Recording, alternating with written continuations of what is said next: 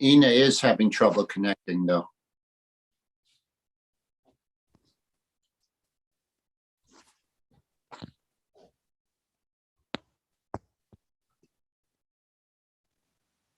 Is having trouble connecting, though. We're live, folks.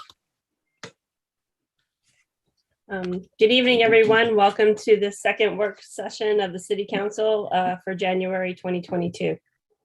As a reminder, this is a work session where the public does not have an opportunity to engage in questions to the council. Tonight's discussion is going to focus on the Fire Commissioner's request to purchase a new ladder truck. This item was originally on the agenda for the January 18th City Council meeting, but it was pulled. Leading up to that meeting and through today, the council has had 2 to 3 dozen related questions, almost all of which are in a 39-page plus PowerPoint presentation that Commissioner Miller will walk us through this evening. I want to take this opportunity to thank the Commissioner and his staff for their many, many hours of work on this recommendation. Tonight's discussion will inform the council as it does its job to make sure that we are getting the best truck for the city's needs at the best price. Based on what I know as of tonight, the discussion will primarily focus on why we need a new ladder truck. What was the process to identify the recommended truck? What are all the factors that should be considered for such a purchase? The council may defer or ask for input from other city staff during tonight's meeting. With that, I will turn it over to Commissioner Miller.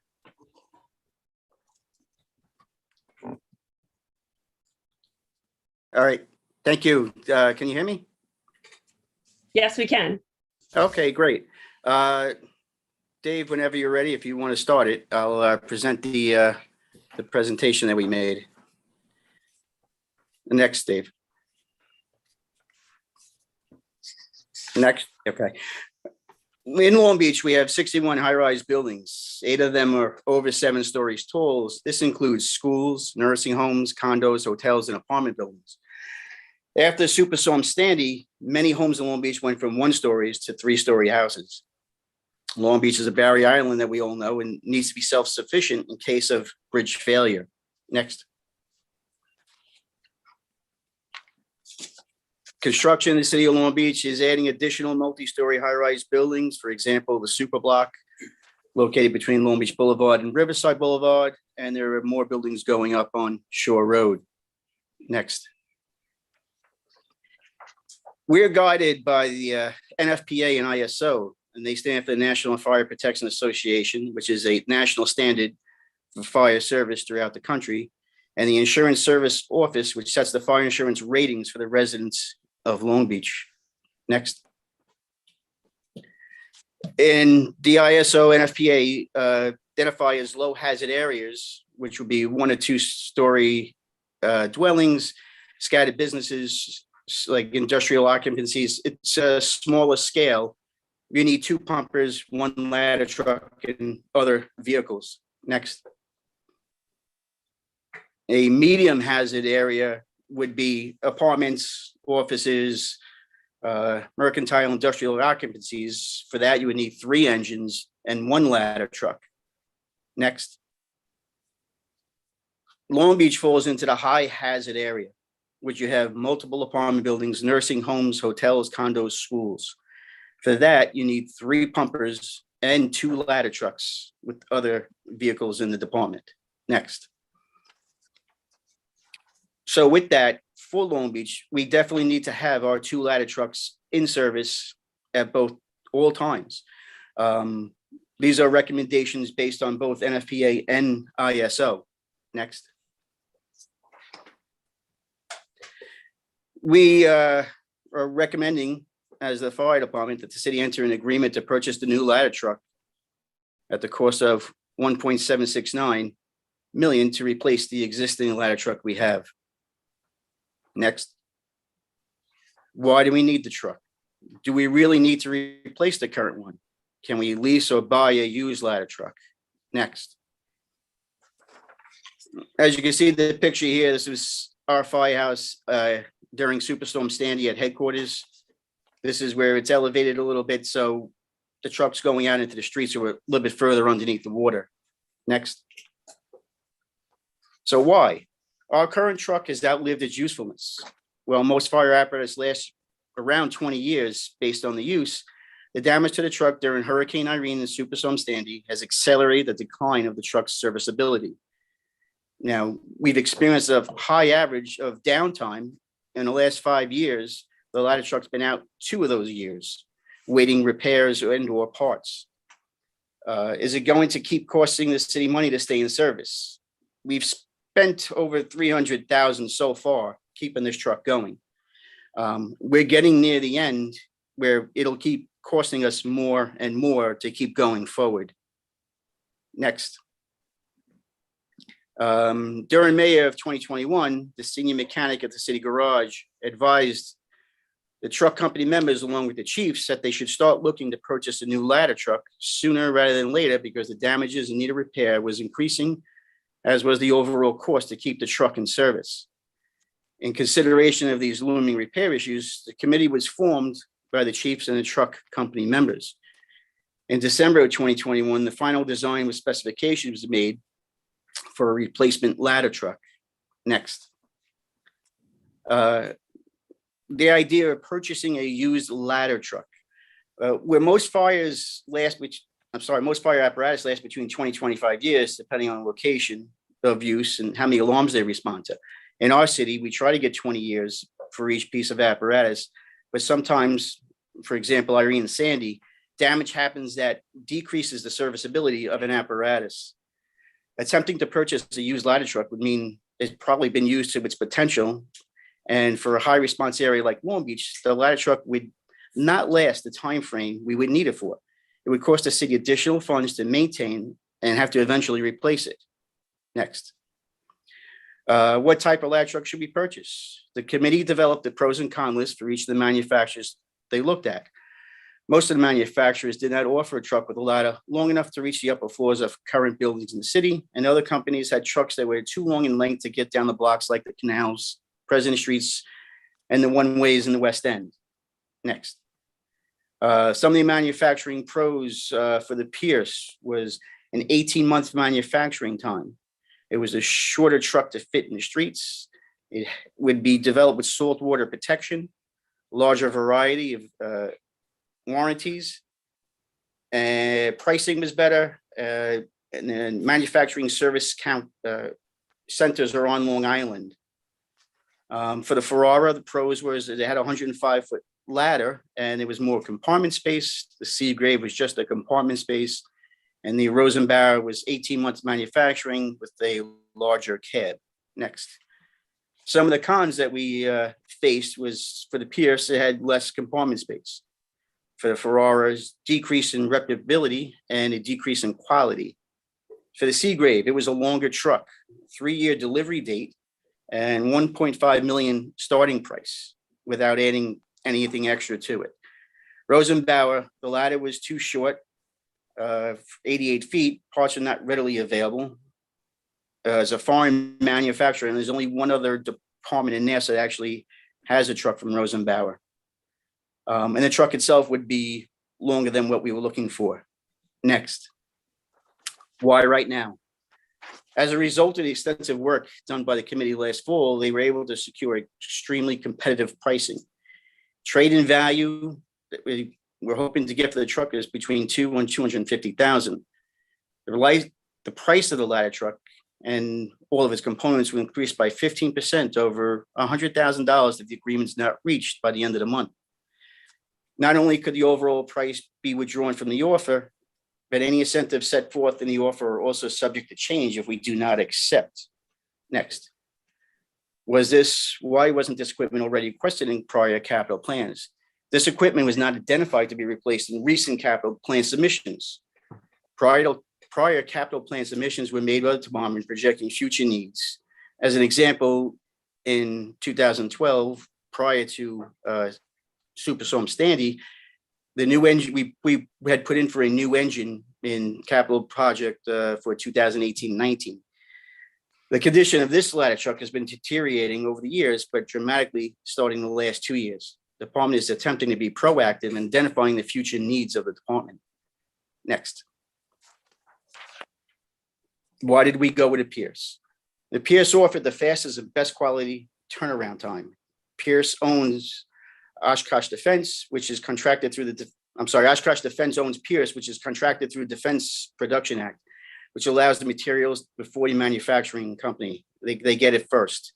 They have better warranties. They have 3 service centers on Long Island, and the one that we spec'd out would fit the streets of Long Beach the best.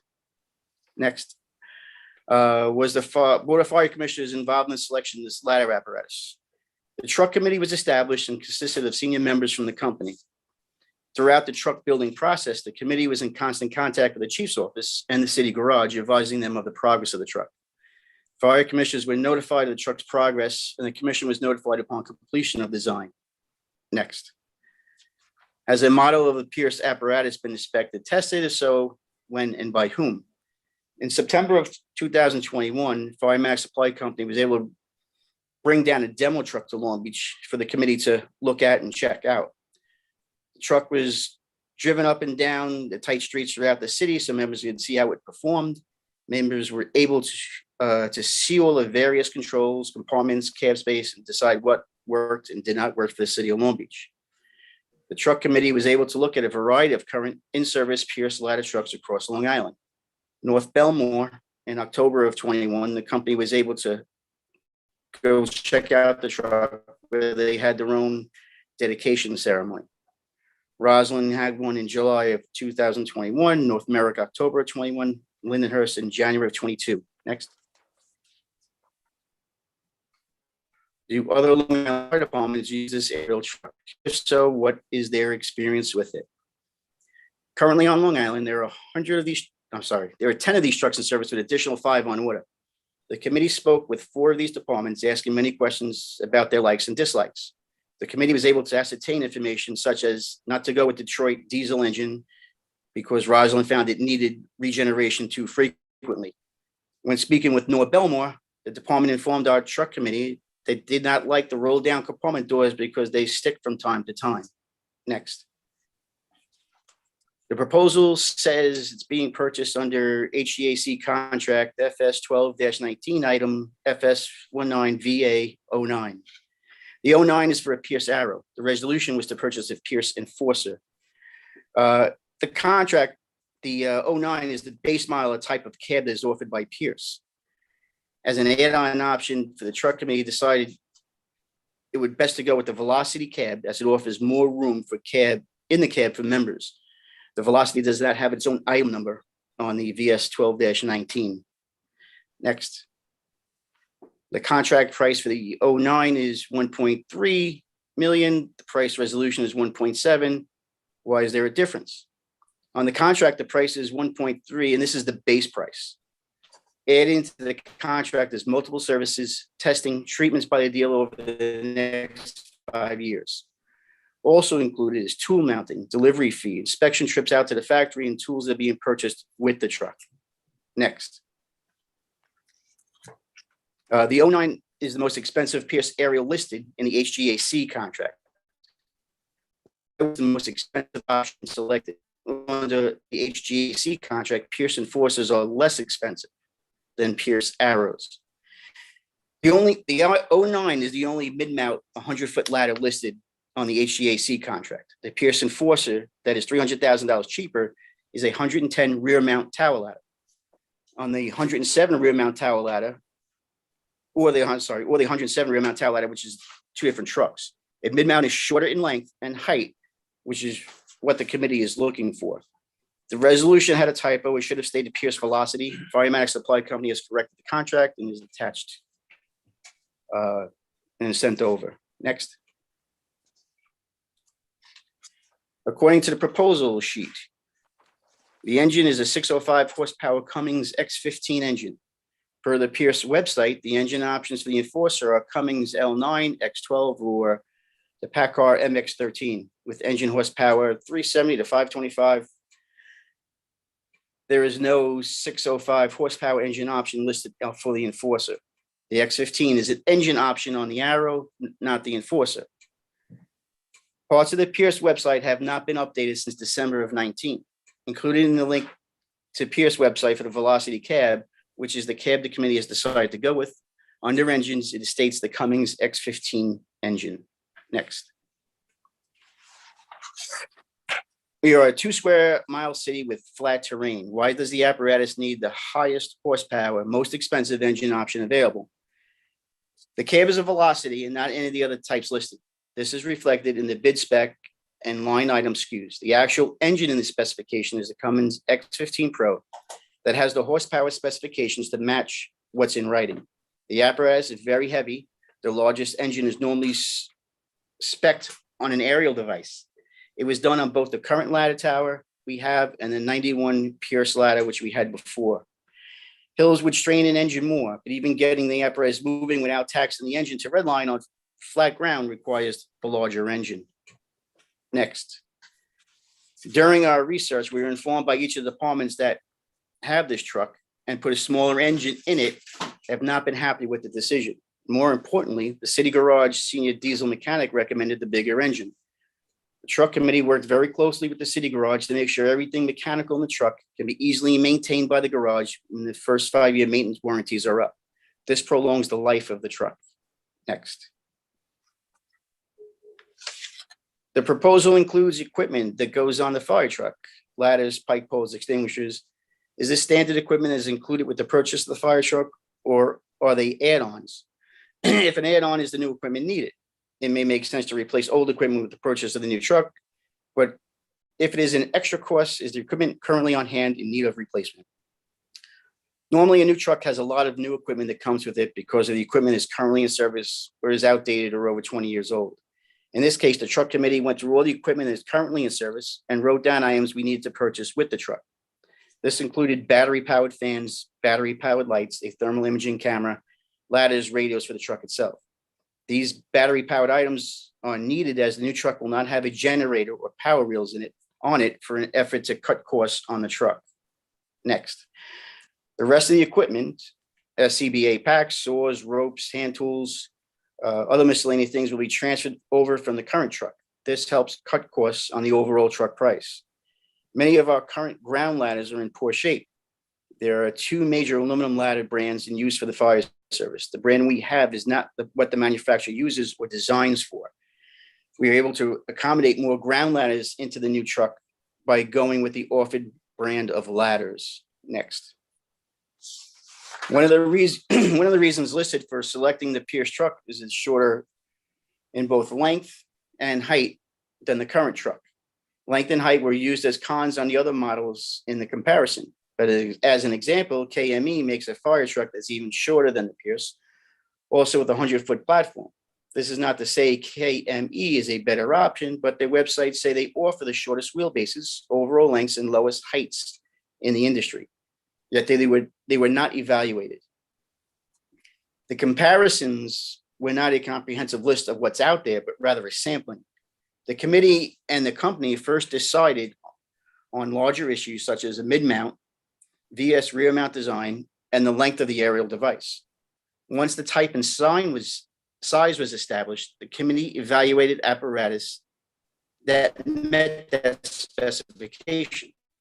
Manufacturers were then eliminated based on the criteria and also general feedback from the fire service community. The KME was evaluated. While they currently offer a shorter truck, you must sacrifice the overall length of the ladder, 16 feet shorter than what the Pierce offers. Next. Directly from the KME website, the new mid-mount aerial cat is now available with an 80-foot and 102-foot platform. These 2 replace the existing line of 81, 95, and 100-foot mid-mount platforms with a longer horizontal and vertical reach and a shortened overall length. The 102-foot mid-mount aerial cat platform is a 2-foot rate increase vertical height to 102 and a 3-foot horizontal reach height to 94.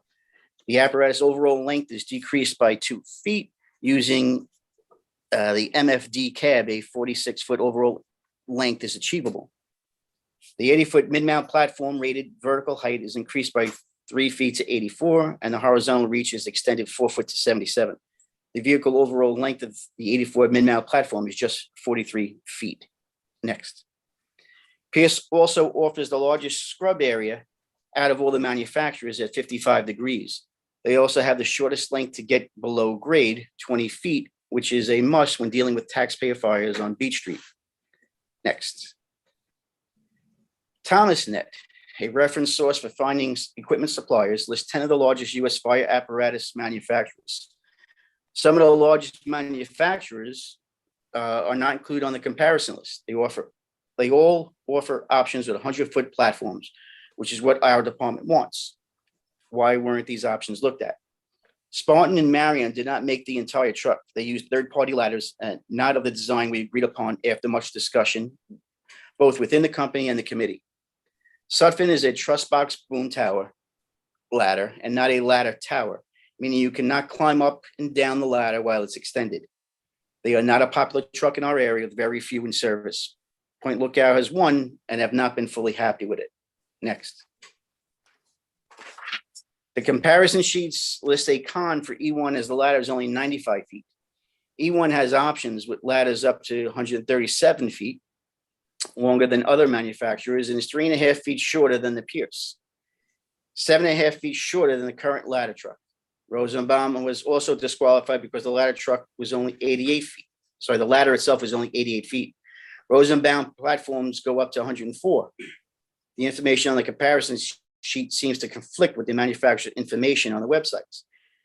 The E1 being mentioned is not an aerial platform, but a straight ladder. The vehicle we are specifying is a ladder tower, which is a full aerial ladder with a bucket basket at the end. This type of apparatus is more versatile than a straight aerial ladder or a tower ladder, which is a boom box on a bucket on the end. Rosenbaum mid-mount aerial ladders are offered in 75 to 100-foot aerials with the requirements the truck committee needed. 100-foot and shortest length. The ladder offered by Rosenbaum did not meet this, as the truck needed to be over 48 feet in length to accommodate the 100-foot aerial ladder. Next. Final notes. Through the entire process, the committee kept in mind that the price would be the biggest concern that the city had with this purchase. With that in mind, the committee made a truck that would be versatile, functional, and provide the best services to the city and its residents. The committee came to myself with a truck and price, and at that time, I asked them to trim back some items on the truck to reduce the price further. The first quote was higher, and we were able to reduce the price by approximately $200,000 from the original quote. Next. Any further questions? Oh, I'm sorry. The Pierce truck that we put together has the shortest overall length and height, while still having a ladder that is 100-foot tall vertical, 93-foot horizontal, with a below grade reach of 20 degrees. The truck also has the largest scrub area, like we said, at 55 degrees. So the manufacturer, Pierce, offered the shortest tail swing, turning at 1.5 feet off the rear.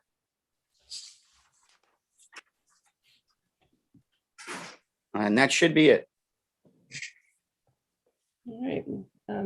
Thank you, Commissioner Miller. I had two very quick questions because I am not an expert in fire apparatus. What is the scrub area? The scrub area is like to the sides of the truck. So if the ladder extends out and go into the sides, either way, you can go up and go down. That would be the scrub area where the ladder goes. Okay. And what is a taxpayer fire? A taxpayer is the fire term for like a storefront. Oh, okay. Storefront. Okay. Very good. And how long have you been fire commissioner now? I've been fire commissioner about 5 weeks. And can you just say how long you were, with a volunteer? I've been with the fire department for over 31 years. And served as a chief before, right? Yes, I went through the ranks of lieutenant captain. I was chief, assistant chief from 2013 to 2017, and 17 to 19, I was chief of department. The first chief, right? Yes, chief of department, yes. Okay. All right. Again, thank you for this extensive presentation. I want to, unless anybody has anything else, I want to open it up to the council members for questions. Remember, this is an informative session. We're trying to understand why we need this truck and why the process worked the way it did. And also, let's try to rotate the questions so that one person doesn't, monopolize all the time. And with that, anyone like to go first?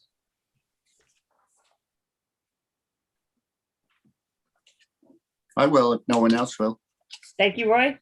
All right, I just have a couple of questions. There's specifications for the truck. Where Yes. can they be found? Where can they be found? Yeah. I mean, like if you had put it out to bid, for example, we would have had a specification sheet. Where would the specifications for this truck be found? Right now, they were sent to the committee, which was sent to me, and then forwarded on to the city. Roy, I think there was a summary page in in our packet. I was actually trying to find it during the presentation. Joe, basically it had, I think, 3 or 4 components. The first component was approximately the base cost was of a 1.83 million.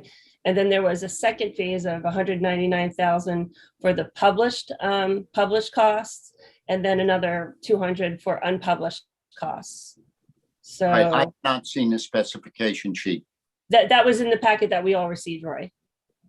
That summary. Specification sheet? Joe, is that right? We have a specification sheet? I think you're confusing it, Karen, with the options list. No, I'm not. There was a summary page that was right around that page, John. It's a summary page that basically it categorized the costs into 3 to 4 main like sub areas.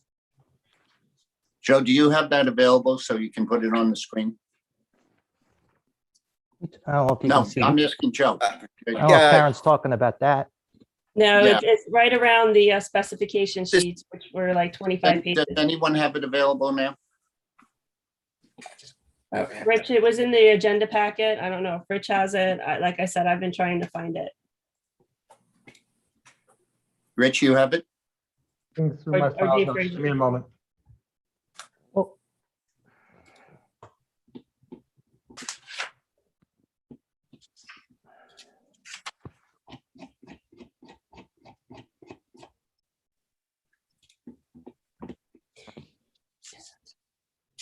While you're looking, Joe, can you Yes, tell sir. me about the warranty? Is that bumper to bumper? Is that all encompassing? I mean, a 5-year warranty? Yes, it's a 5-year warranty, bumper to bumper. The service centers will cover any problems that we have. It includes preventive maintenance. If, for heaven forbid, we have another issue with a storm and we get salt water, as soon as it happens, the truck goes out, it gets cleaned, it gets protection reapplied to protect it going further. But did that happen to our ladder that was caught in Sandy? All our trucks caught in Sandy were never really water prepared. And it was never constructed like that. This truck is being constructed with that in mind. So hopefully to deter any future deterioration if it does go through water. But we were insured at Sandy. I'm Did sorry? we were insured. All our trucks were insured. Yes, Sandy. yes. Did that insurance take care of this so that, did that insurance take care of all of the damage for Sandy? It went out and got fixed after Sandy, but it's been out multiple times. We can fix things with saltwater damage, but ultimately salt water is going to win. It damages things too much. It's damaged the frame, it's damaged the wiring. Things can be replaced, but not the whole truck. The whole truck really can't be replaced.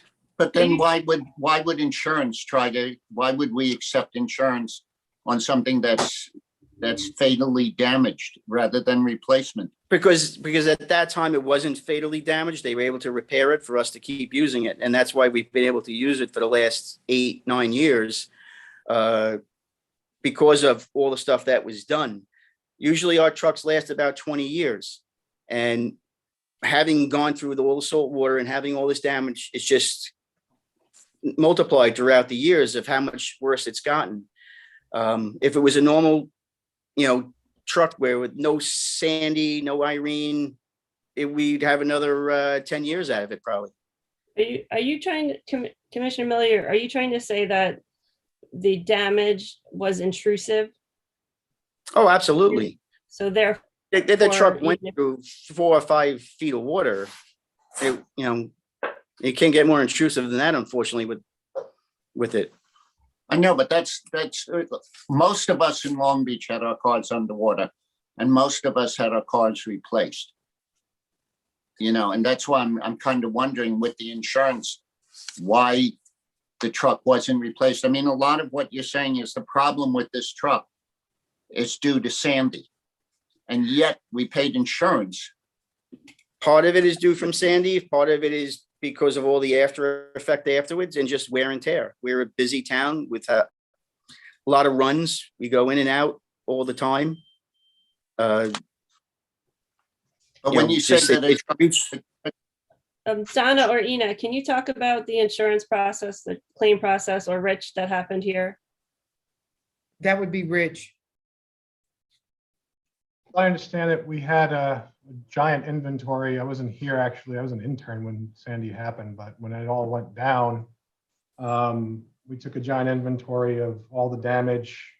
I believe this office coordinated with a bunch of other offices to get that information, and we got some pretty quick checks, from what I understand, from FEMA. I was also not at the city at the time of Sandy, but from the documents that I got to review in connection with all the other projects that I worked on, it seems that the city received $10 million from the insurance company. So there were limits from what I understand. So this $10 million were allocated amongst different projects at a time. So we weren't insured for replacement value? For the fire department, yes, we had insurance for the trucks, and we used the insurance money. It was put to fix the trucks. And we were able to get them back on the road. They were out for a while after Sandy. We were able to get them back on the road working. But they didn't replace the trucks per se, like the whole thing, just the maintenance. But Joe, am I wrong in understanding that they didn't replace the truck enough so that the truck was still damaged from Sandy? I mean, that's what I'm trying to understand. Yes. All right. When Sandy happened, we lost 3 engines out of the 4. Those were gone. We couldn't use them afterwards. We wound up either we leased, or we rented trucks, or engines. We rented them, and some were donated to us that we used for a while.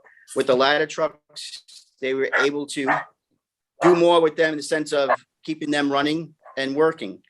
But it was only going to be a matter of time before eventually it came to the breaking point where the damage from Sandy was too much to continue going forward. We wound up replacing the engines with that because of all that with the insurance. But for the ladder trucks, no, they were able to repair them and keep them going for a while. But we're at the point now where it's caught up to us. So it wasn't necessarily the replacement value, I think, Roy, is what you're asking. Instead, we got a patchwork value. Yeah, well, that's we weren't insured for patchwork value. That's part of the thing that's bothering me. We were insured to give it to replace what we had before. And I'm reading from this that Sandy is the biggest cause of us needing a new ladder truck right now. And that's why I'm wondering, we're talking almost $2 million, and we're insured, and we paid a lot of insurance. And I'm just kind of curious. But anyway, I don't want to monopolize the time. John, do you have questions? come back if I have any. I'll just say, before we move on, I think we should probably verify the insurance because Roy, you made the assertion that we were verified at replacement value, and I need substantiation for that. I don't want to have an assertion out there without making sure we check the facts. Just what I have is the insurance is able to write 70% of the book value of the truck. So the damage would need to be more than 70% for the value to replace it. So the engines were more than the 70%, and the ladders probably were not over 70% at the time, and that's why they continue to repair them and keep it going. Typically, what you're saying is when your car gets evaluated, when it gets into an accident, if it's not totaled out, it just gets repaired under the policy. So that sounds like we need some, we should probably clarify that instead of assuming something. Yeah. So Roy, that was a great point. I'll I check would with love to Mr. do Geiger and make sure he can verify, the process and what went down. Yeah. As far as the Councilman- documentation, I found a document that should be in your packets. I'm going to share my screen right now. Moment. Okay. This one was entitled line item HGAC spec final. That's what the PDF doc is.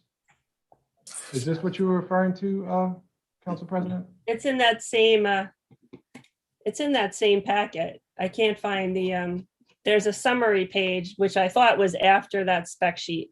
So if you go to the end, The just spec sheet itself, it should be 155 pages long. The bid spec. I definitely did not get that. we all got that. Spec. We've only John, had, did you get it? No, we don't, Roy, Liz, did you get it? we don't have the bid spec. We have, I printed out today 49 pages of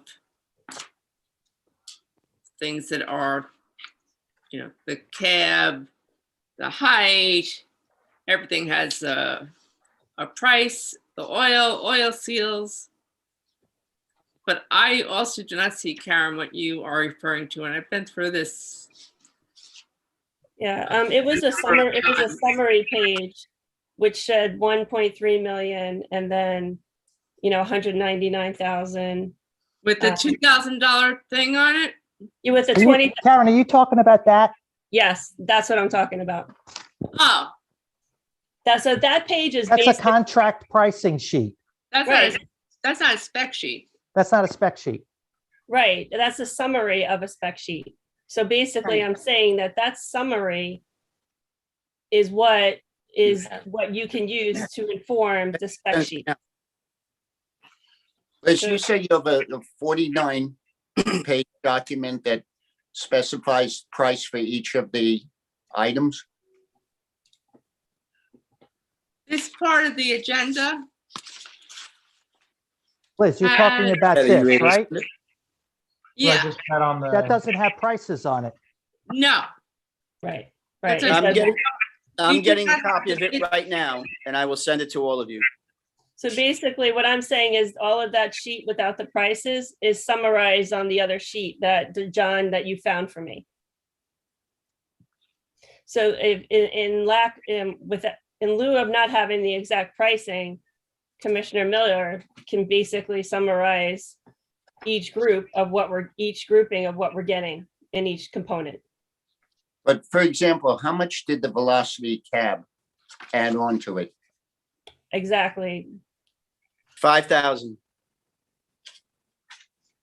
Is that what you're getting right now, Commissioner Miller, to send to the council so that they could see those prices? Yes, I'm getting Okay. the spec itself. Okay, I'm sorry, say that one more time. I'm getting the complete itself. specs for it. Okay. And then just go ahead and send that to the council. Yep. Please, thank you.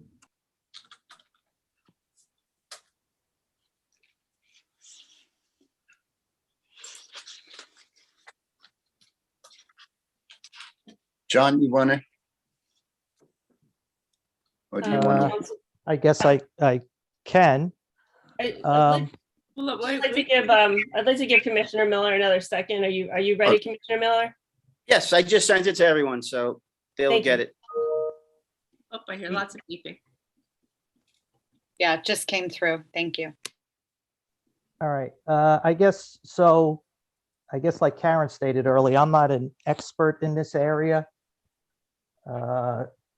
So in order to try to make sure my questions were valid and going down the right path, I set up a rather lengthy meeting with the former Assistant Commissioner of Bureau of Fleet and Technical Services for the New York City Fire Department. That is the person that bought all the fire trucks and ambulances for the New York City Fire Department. For how many years? Many, right? A long time. A long time. So I just wanted to make sure I was asking the right questions. So I guess I'm gonna start because I made notes in the slide presentation. So I guess I'll go in that order first. And by the way, just Commissioner, I want to thank you because I'm sure we drove you nuts with all the questions we've sent you over the last week and a half. No, it's no problem. I understand. But you know, we're trying to do our due diligence before we spend, $1.8 million.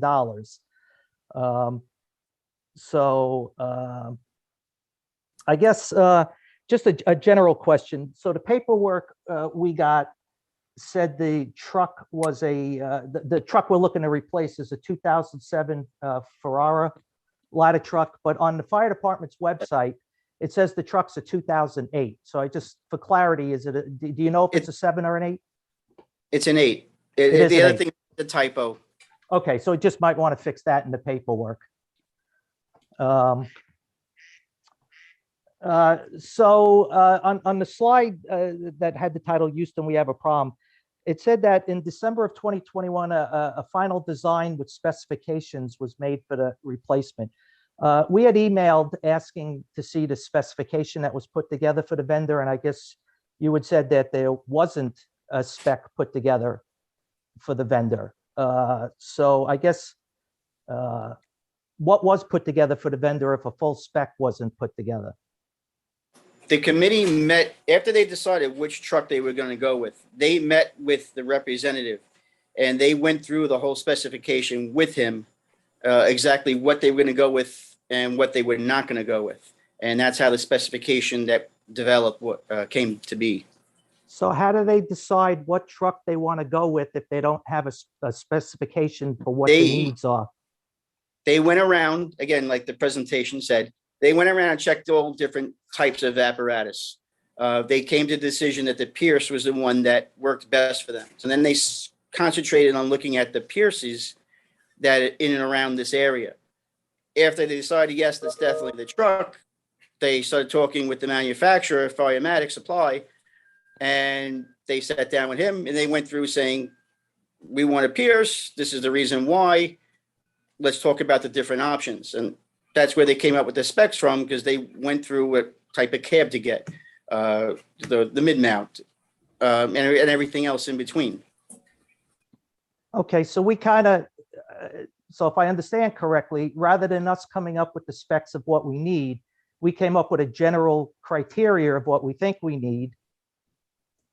The consensus at the time was, I guess, the Pierce best met that need, and then went and talked to the Pierce dealer and he said, here's the options you would need to do what you want.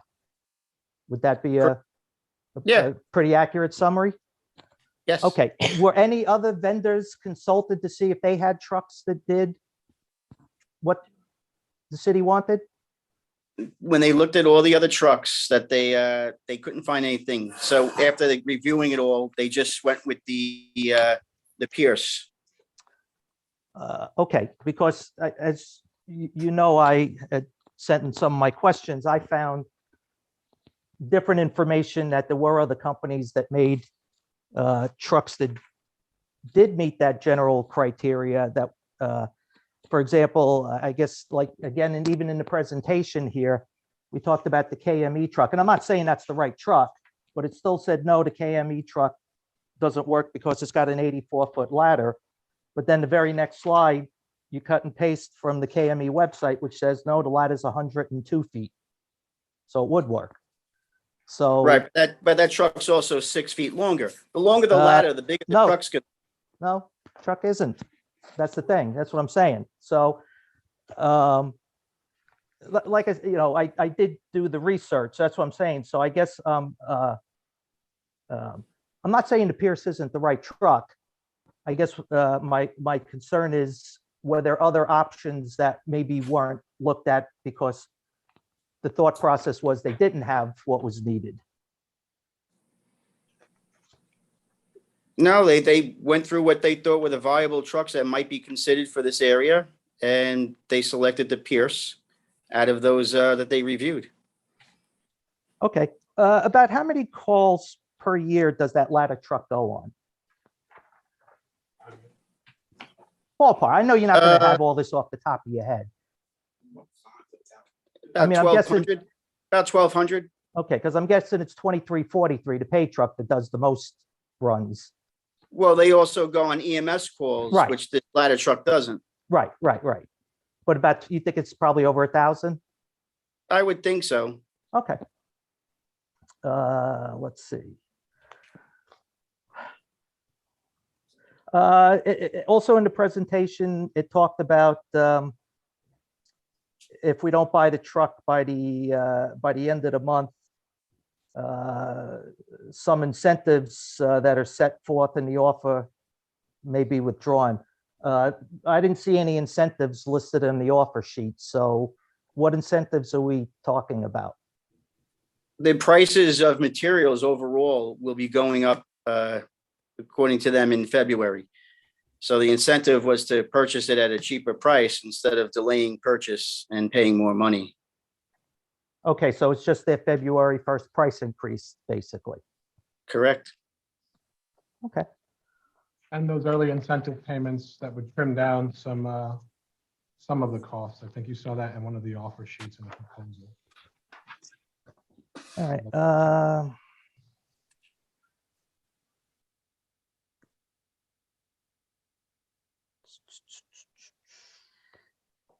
Okay. John, while Yeah. you're searching. Yeah, for if you your- got questions that pop up as I'm Yeah, saying this, feel free to jump in. Commissioner, I would like to also thank you. Where are you? There you are. For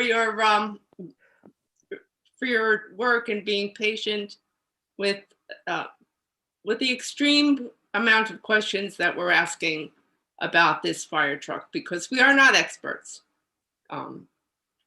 We all know firemen. I know a lot of firemen in town, and I know a lot of firemen at the FDNY.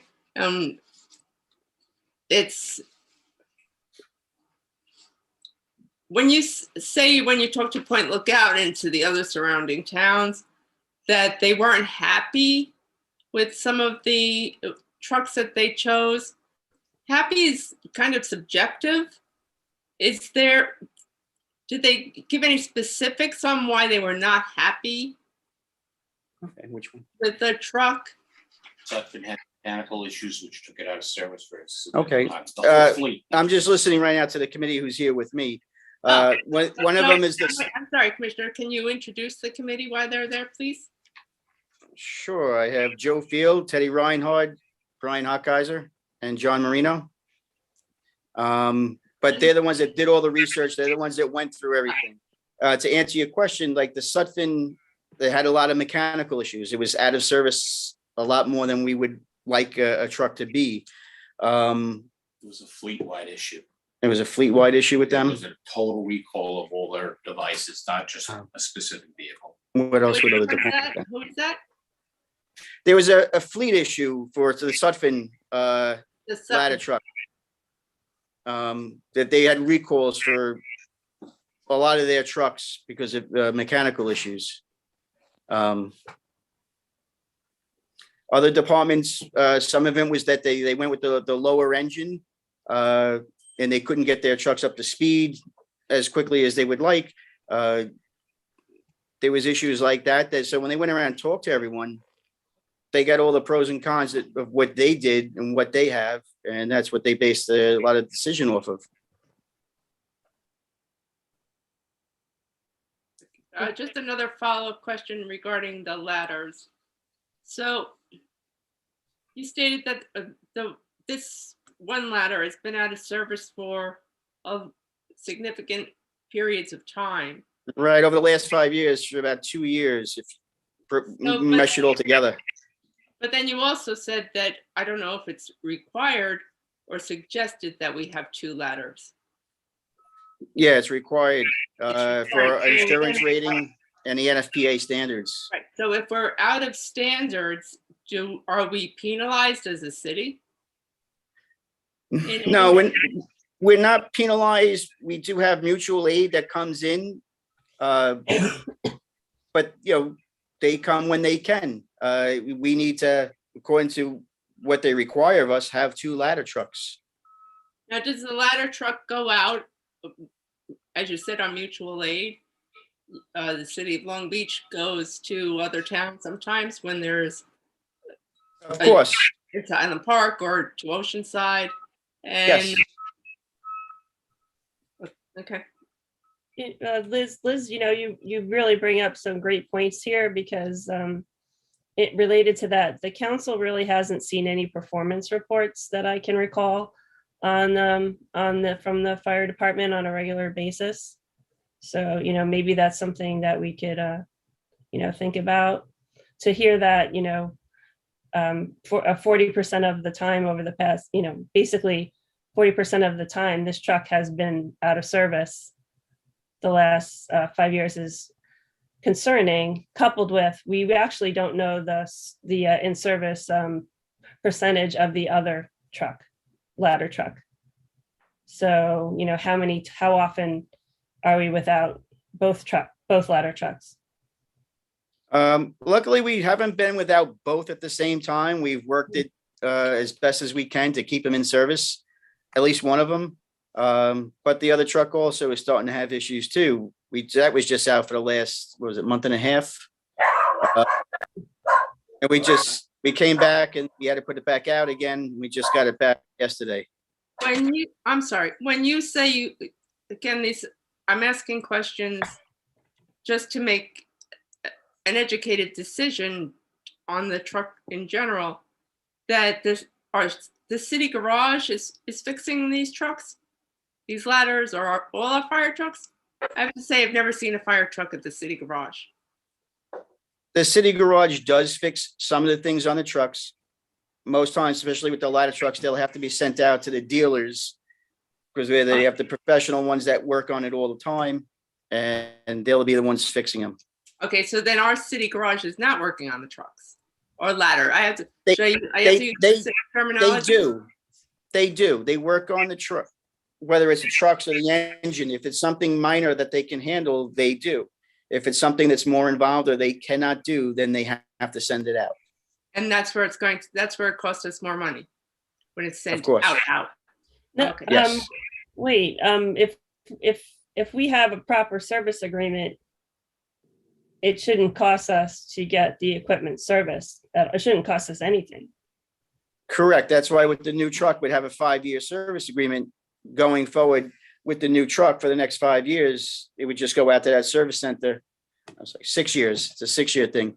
And it's to be serviced out there by the service center. On Long Island, right? Yes, they have 3 locations. I have, Firematic has 3 locations. Is that the name of the company? I'm sorry? The Firematic company has 3 locations. Is that what you said? They have 3 locations. There's dealers. Long Island, One's Long Island, upstate Westchester, and Connecticut. one's in Westchester, and one's in Connecticut. The main shops. They're main shops where they service the larger vehicles. Yeah. I just wanted to jump in. I had a couple questions about the planning out and, and again, thank you, Commissioner, for your presentation, for all the work that's gone behind this. We totally recognize the need here. As folks have said, my fellow council members have said, we're just really looking for the right way, the most Of right course. thing to do for you and for the residents and for the city. So thank you. Yes, the questions I had are based on, options as well. So when you all were looking at, and your committee was looking at the various options, was there anything put on the table or looked out for a more scaled down version, perhaps, that would enable the transfer of current equipment to the new one? I know you expressed a need and for another one in the future as well. Could that be? Right. A lot of equipment is getting transferred over. There's only a few things that are new that are coming with the new ladder truck. We took off the generator that we have on the old truck. We're going to get battery powered fans instead of, Teddy, what was the other thing? Flashlights and Right. lights. There's very little new equipment on this at all. Right. Very little new equipment on overall. There is some new stuff, but it's minor compared to past years where a lot more new equipment. When they had brought me the specs, I had asked them to trim it back, knowing that it would be an issue with costs. And we were looking to cut back as much as we could to make it a viable presentation for the city. Okay. And it's my understanding, please correct me if I don't have this right, and some of the things that we've been reading, that the truck wouldn't get here until 2023? Right. It's about an 18-month turnaround time. So Okay. by the time you sign it, it'll be about 18 months before it's built and then in service here. Okay.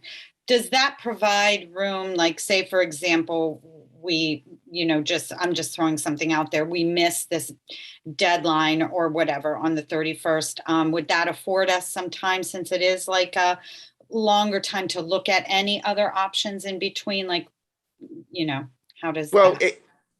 If you wanted to do that, if you wanted to take time and not do this now, and you want to take another 3 months, if we decide to go with Pierce, it would be 18 months from then. If you decide Pierce is not the truck we want and we want to do something, do something else, we're starting from ground zero again, and you're going to go out and spec a truck, and it's going to take a while to do it. And then from there, depending on how long that company would take to build it, it would go on from there. So guesstimating 2 years, 3. 2 to 3 years. And just my last question, and others on here may know this. So it was my understanding also that this would be tied into the capital budget versus operational budget. And I just had a concern about that. Has that been re-examined, or is that still the proposed way? I'm going to have to defer to Ina for that. Yeah, I was going to say, Ina, do you want to speak on that, please?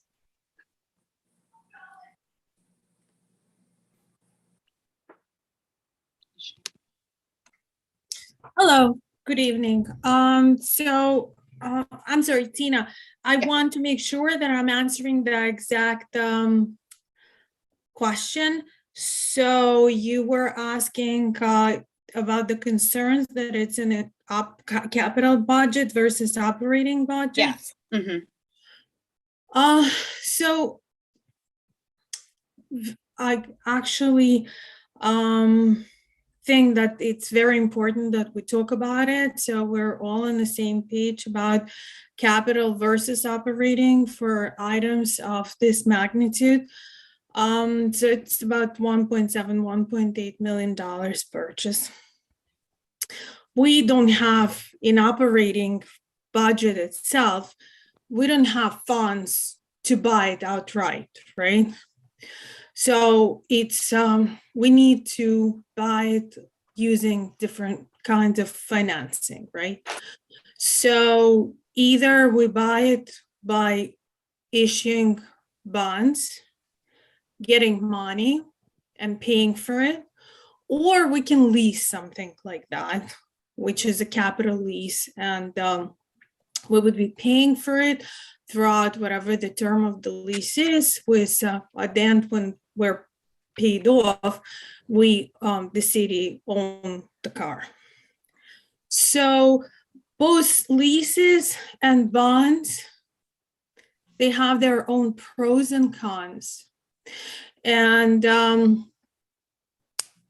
it's important for the city to, at the time that we actually have to pay for something like that, to evaluate and quantify exactly the cost of borrowing through leasing and the cost of borrowing through bonding. And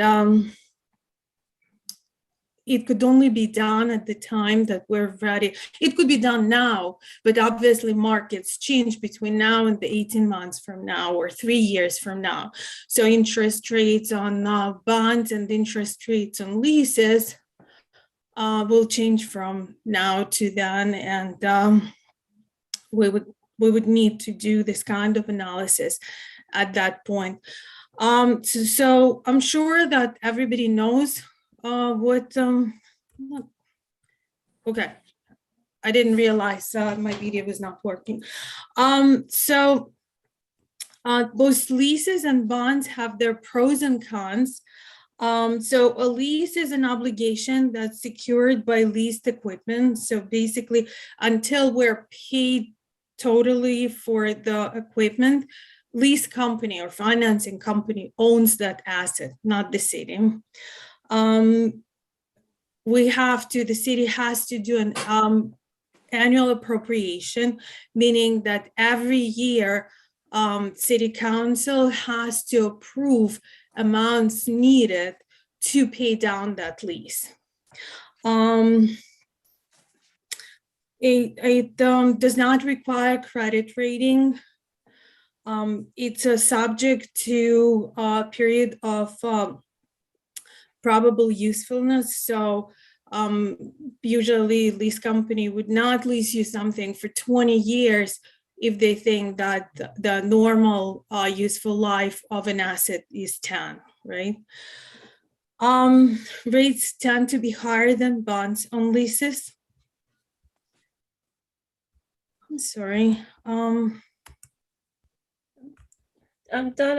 would you be able to summarize?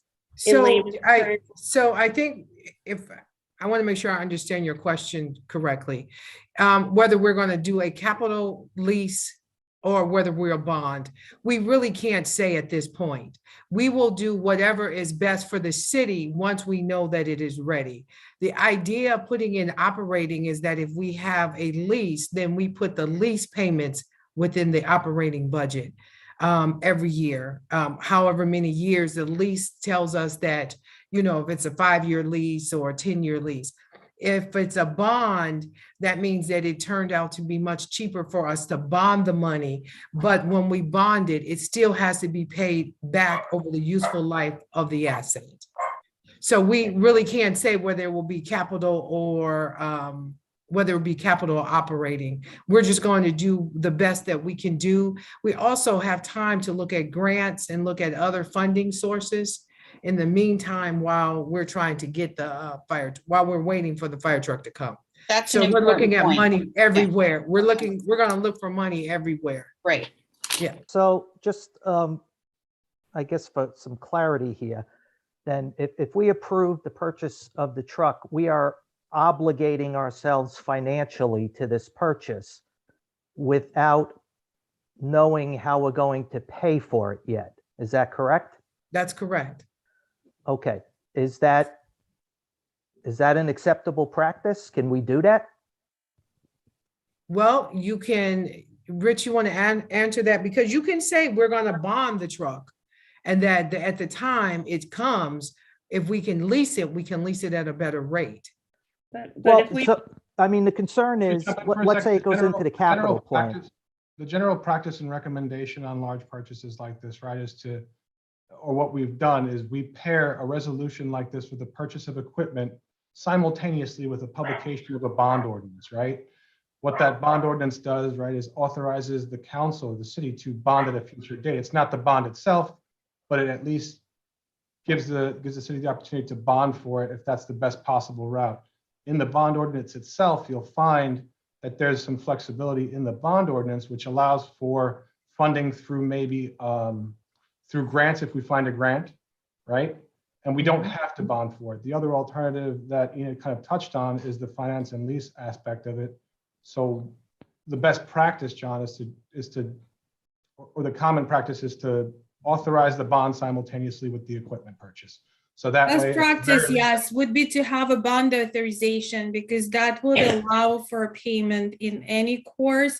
Would we choose to buy it or now or later? And if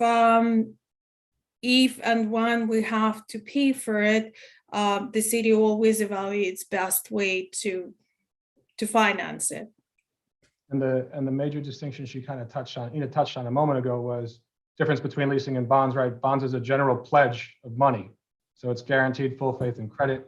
And your lease is basically, all right, if you miss a payment or if a subsequent administration fails to appropriate funds for it, the truck gets repoed. It's basically a security interest on the truck. So those are some of the things that she clarified in that little presentation she had. So along the lines procedurally, then, I guess I got along those lines is, so we're buying this under basically a City of Houston contract, this HGAC. And the item, this FS 19 VA09, as we said earlier in the presentations for Pierce Arrow, though the resolution said it was for an enforcer, and now we're finding out it's actually a velocity. What I guess what I need clarity on is if this contract is to buy a Pierce enforcer, that's what the contract authorizes purchase of. How can we buy a different fire truck under that contract?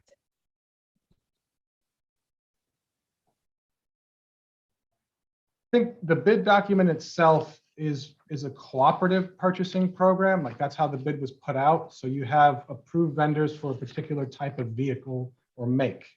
And with a particular make, you'll have a bunch of different models in that make. I think that's how the Houston Galveston. Yeah, I got them all here. Right. I believe the mistake also was corrected too. Like they resent over the adjusted to say the velocity. No, that may be true, but what I'm saying is if they're buying it under FS 19 VA09, that's for an Arrow. So I guess my question is, how are we buying a velocity under a contract for an Arrow? Did you just say, Joe, the commissioner, that they corrected that? That was corrected last week. It was sent over again, and what was it? The velocity is an add-on. Can I explain? I'm going to have one of the. So I think I know. I think I got it. So your contract number is FS 12-19. John's point is that I'm sorry, Councilman Bendo's point is that the 19 VA09 is the product code of that particular transaction that identifies the enforcer rather than the Pierce. So we need to make a correction to have the proper product code.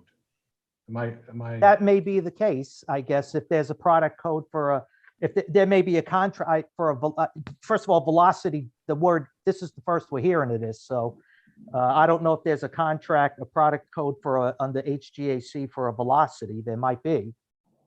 But right now, what we've been proposing to buy contract-wise, like I said, is an Arrow.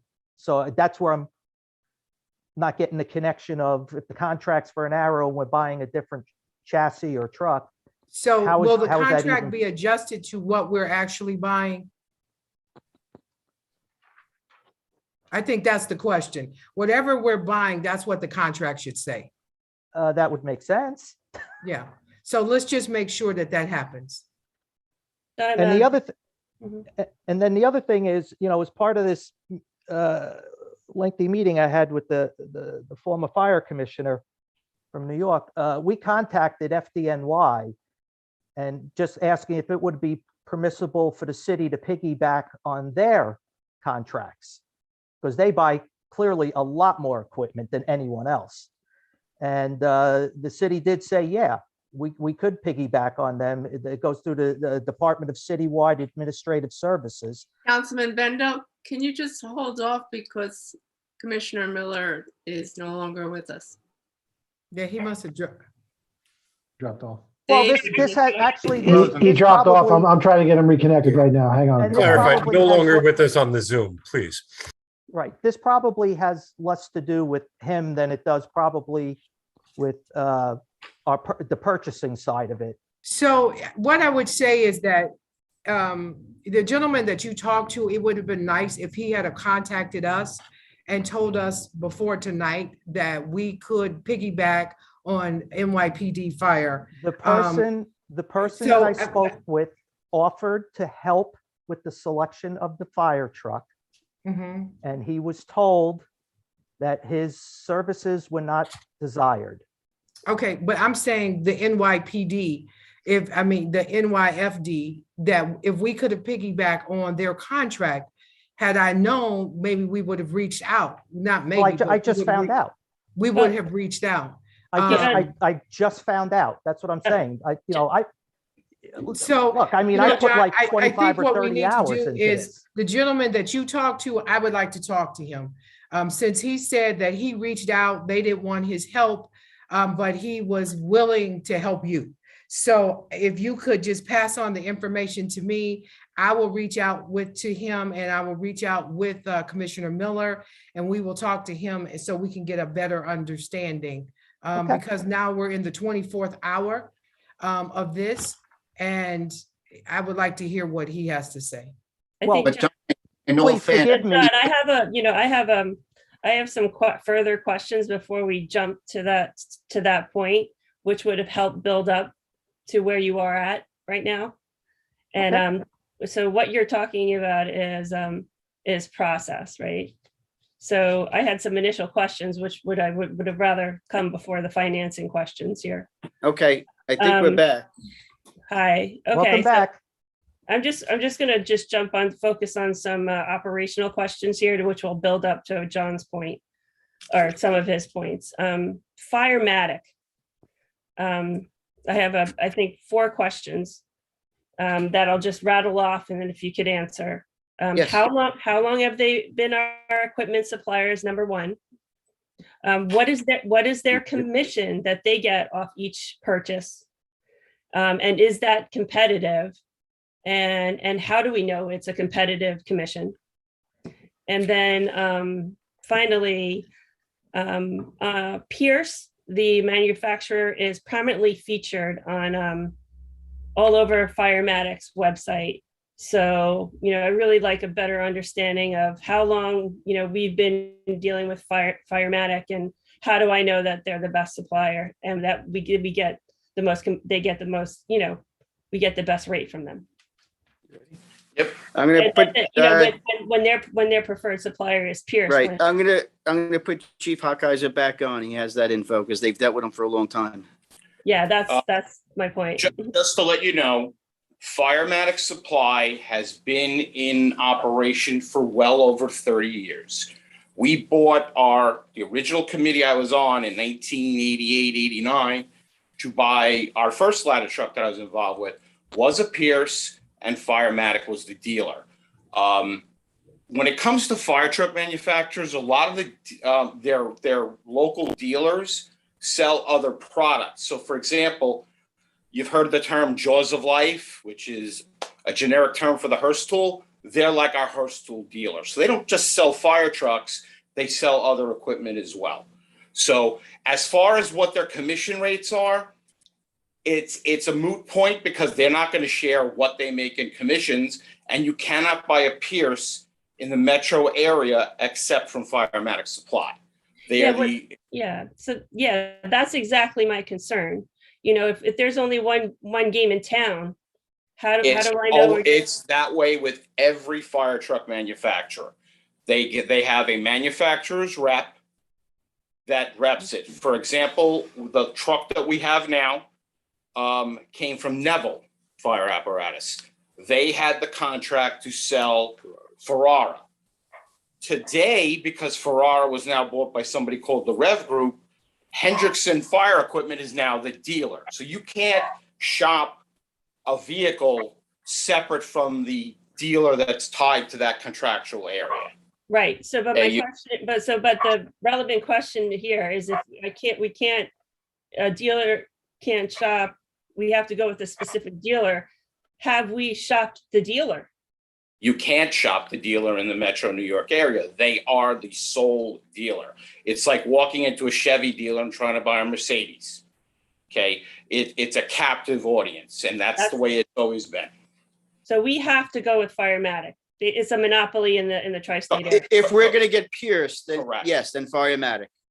Correct. So the thing is, but why are we getting Pierce? Because we deal with Firematic, like, have we dealt with Firematic? Are we getting Pierce because we've always dealt with Firematic and that's the way we've always done things in No, Long Beach? No, Let me try to explain the process a little more clearly. Basically, once we develop the criteria for a vehicle, okay, like in this case, minimum 100-foot platform length, a lot lower than our current apparatus because trees in Long Beach have done damage to the truck many times, just the various criteria. And with that determined that, okay, we wanted to get a midship ladder tower. We then looked at all the manufacturers of midship ladder towers that met the criteria that we set. Pierce was the one that met or exceeded our criteria. And that's when we started working with Firematic to spec the vehicle. One of the advantages of using Pierce is they are a sole source manufacturer. Everybody gets a Cummins engine, but it's the metal that makes up the truck. Pierce makes the chassis, the cab, and the aerial device.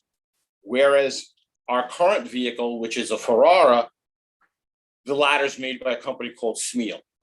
So when it comes to problems, you sometimes get that cross finger, it's not my fault problem, it's their problem. So not that this was the overriding reason, but one of the reasons we went with Pierce, because they were a sole source supplier. And more importantly, they met every criteria for the type of apparatus we were looking to switch to. Okay, John, I'll throw it back to you, but I do have another question after that. Thank you, Commissioner. Roy, you're muted if you're trying to talk. Yeah, I have a question on what was just said, if you don't mind. You said you started working with Firematic to spec the vehicle. And I'm looking at what you sent us, and thank you, Commissioner Miller, specifications for 100-foot heavy-duty aerial tower.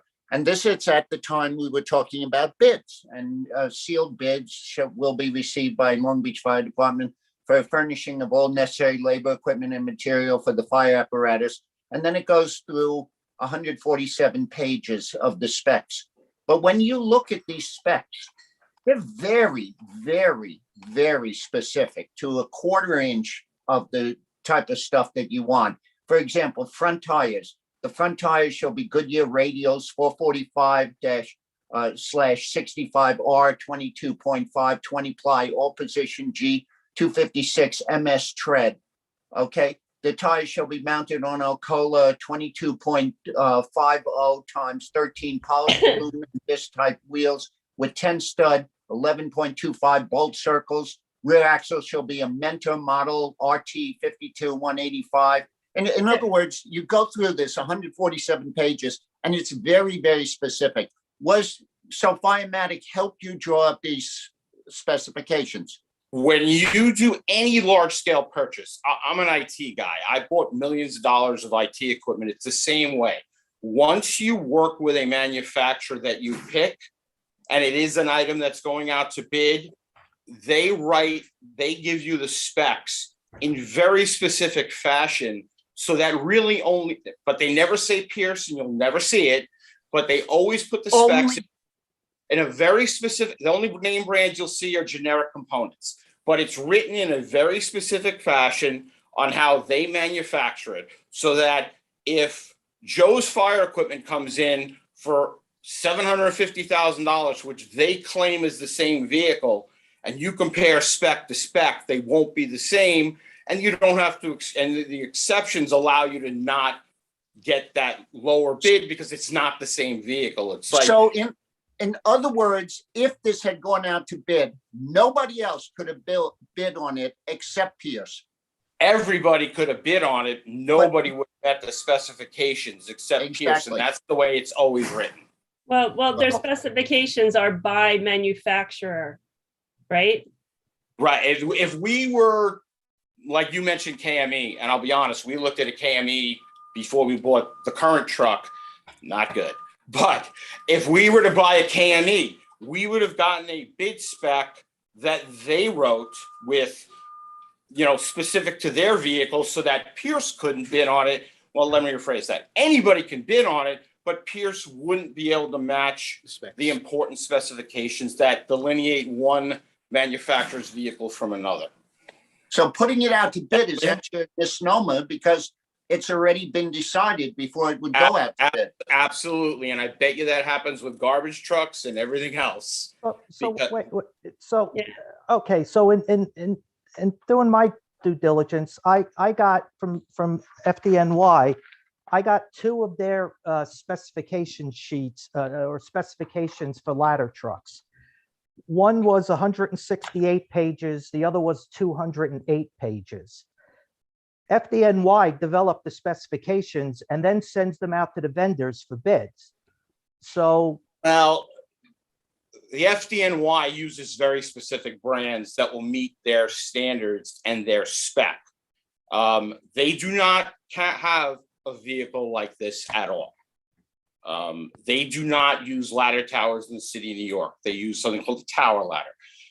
I'm not going to get into the specifics unless you want to know the difference, but they do not use ladder towers. They use tower ladders or they use straight aerials. And at the current that may be true. I guess what I'm getting at is the process clearly is, now granted, they buy a lot more equipment than we do. We buy a fire truck once every they 10 have years. I get that. There are certain things that we couldn't tell Pierce we want them to do. They may do them at an extremely high price, or they may not do it at all. The city of New York, with the volume that they purchase and the length of their purchase agreement, because they don't bid each truck individually, they can dictate terms to a manufacturer. Then again, you have a company like Pierce who won't bid on the FDNY specs because they don't want to meet them. All right, so it sounds like as a smaller fire department that buys much less equipment, much less frequently, we would come up with a more general criteria, talk to a vendor, the vendor says, here's the equipment that would most closely match your needs, and add the necessary whistles and bells to get you where you need to be? Yeah, there is a base vehicle of a type, and then you go through it with the dealer. What are the options? What can we do with it? So, I think, so this, like, I'm not closing, but these have all been really, really great information, very informative. Really appreciate everyone's time. So what's obvious here is that for many, many reasons, which we don't need to get into, it seems like we do not have an overall fleet maintenance program for the fire department. Would you agree with that? Working with the city garage, we do try to keep our trucks up to date and do preventive maintenance. Mhm. For a long-term plan, as in the sense of buying new vehicles, there was always something planned going forward, whether it came to fruition or not through the capital, plans might not have happened, but they definitely have had things that they wanted to do. But again, as always, it always comes down to money. Starting here, going forward now, though, is we are going to be being very proactive with planning for the future. As we've already discussed, and when I mentioned to you originally, the one ladder truck now, and the other one is starting to have issues, and we should start planning for that now and starting now, so we will have time to decide how and when to replace it next.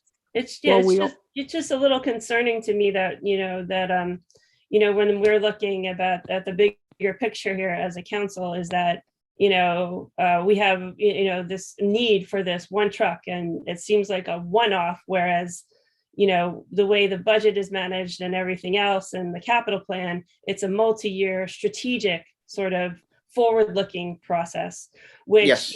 you are coming in right at the time when all the questions are getting asked, right? Of course.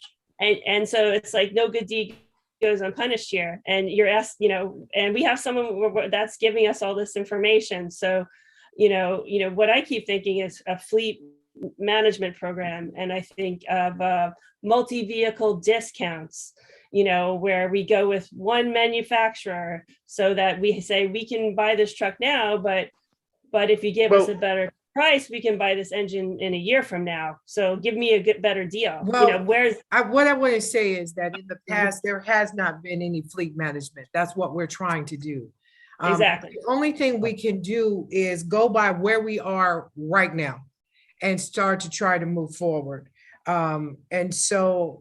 And it's not just for the fire department, it's for every department that has trucks within the city. We need a good management program, because if you see some of the trucks, you wonder, how long they'll be still running. And we do have software that does fleet management. So that is all the information is being inputted into that. So I guess my first concern is I would like to get with Commissioner Miller and talk to this gentleman from the New York Fire Department. I want to be able for us to answer questions and move forward. I want the residents to feel that the staff has worked extremely hard to get to where we are now, and that we are trying to do the best we can with the situation that we have, and that we're not trying to overspend money. We're not trying to do anything. So I would really like to talk to this gentleman with Commissioner Miller so that we can get more clarity.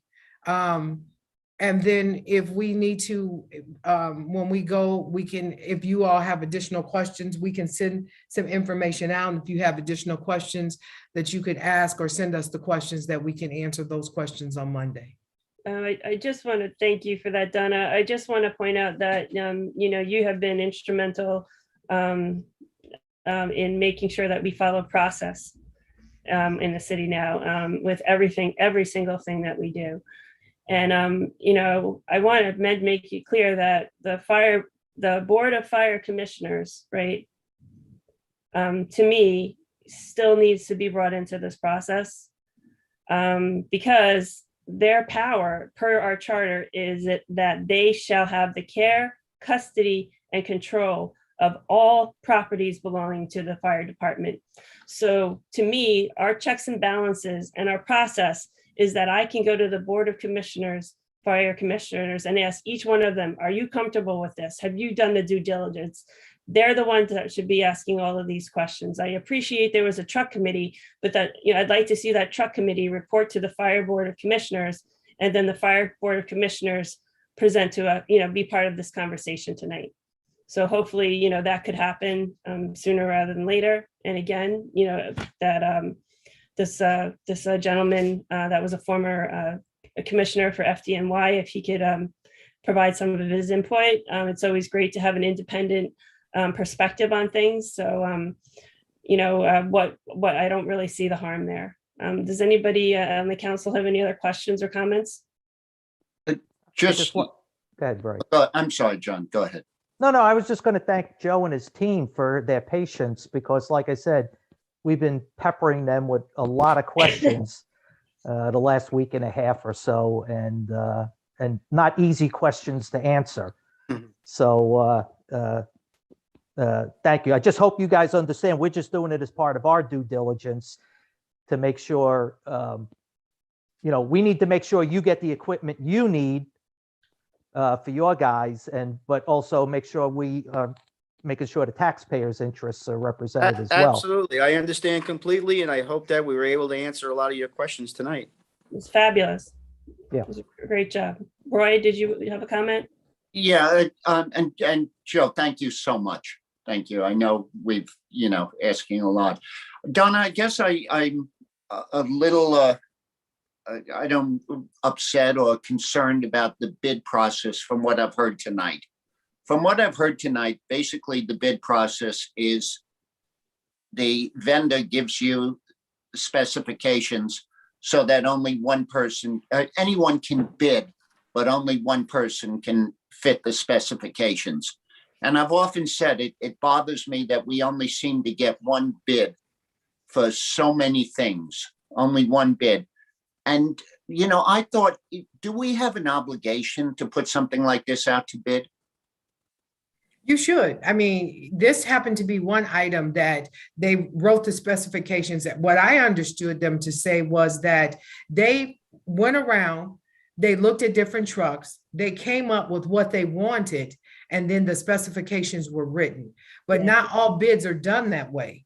Bids, how we do the bid process is that the team says, this is what we want. We come up with our own specifications and you put it out to bid. A lot of times that one of the reasons we found out that people, in which we changed, was we would only get one bid was because there was insurance requirements within the bid. And that meant that some companies would have to get additional insurance. So I asked them to take that out, but to say that if you were awarded the bid, you would have the insurance requirement within so many days of being of receiving the bid. And that if you didn't, then we would go to the next person. So that too, I think will allow more people to bid, because why would you buy additional insurance not knowing if you were going to receive that bid? Also, there are people that just specialize. So when we send out bids, if we think that we only got one back, however, there might be other people, for example, the bike share program, we put that bid out at least twice, I believe, and we finally got it back on the third time with additional bidders because we reached out to other people. So it all depends, but not all bid specs are not all bid documents are put together the way they did in the fire department. But we are doing everything we can to increase and make our RFP process better. Yeah. Can I just all jump right, in for a because- second? I'm sorry. Yes. I just need to make a clear distinction. What this was not a bid. This wasn't a normal procurement bid. This was a piggyback off of an existing contract. If this was a bid, I'd probably call a halt to this entire meeting. This was a piggyback off of a contract from the Houston Galveston area, right? Which we piggybacked off of and directly contacted the vendor to get the specs from the Right. vendor. So piggybacking is a way basically not to have to go through the bid process. Right. It's authorized by general municipal law, and as long as the contract provides that it's piggybackable, we can directly interface with the vendor to get that. And again, as long as we have the process in place with the checks and the balances that we can make sure that the piggybacking is okay, then we're operating on all on four wheels, full steam ahead. Well, I don't necessarily agree with that, because the purpose of bidding is to get the best price. I That's think the purpose of it. this is what this is why it's again, this is why I am not in government. I am not an expert on purchasing large fire department trucks, nor pencils or paper or anything else in the government system. Everything, there's different levels and different criteria of purchasing. And I must say that vehicles like this are unique and have their own set of rules, which may be different than your regular standard purchasing. But this is a learning opportunity for all of us. And I think that's what's happening here. And that means that we're getting to the best decision. So I want to thank everybody. Is there anything else? Okay, again, thank you, Commissioner Miller. Thank you. And the truck committee. Have a good weekend. Stay safe out there with the impending snowstorm. And we'll see you on February 1st for the city council meeting. Thank you. Have a good Thank night. you, everyone. Thank Good night. you. Good night. Thank you.